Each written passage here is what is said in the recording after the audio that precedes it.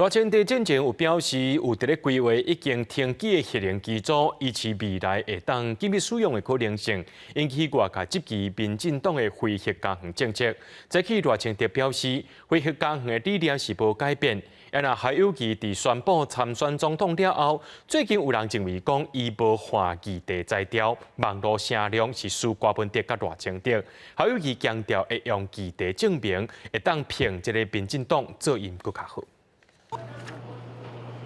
进前，民进党总统参选人赖清德伫出席大学生座谈的时阵讲到，相关单位当地规划已经停机的核能机组，维持未来会当紧急使用的可能，引起外界质疑民进党非核家园的政策有变化。早起赖清德出席活动的时阵表示，非核家园的理想无改变，未来也会持续加强推动绿能的发展，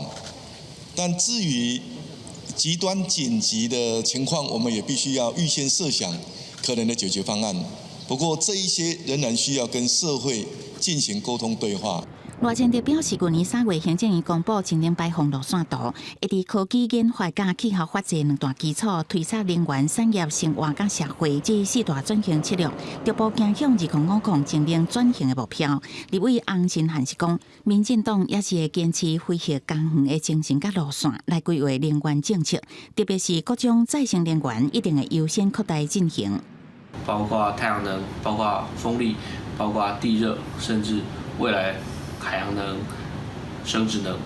那都会是我们发展的关键。到第2024大选各党派总统候选人公布了后，国民党所定调的新北市长侯友宜，说服党内立委认为有待加强，因为伊的网络声量无亲像赖清德甲郭文铁，也无主导议题的能力，应该想办法提升。民进党为什么要让他政党轮替？我们为什么做得会比他好？我们要用这些议题来凸显我们有能力，也有比民进党做到更好，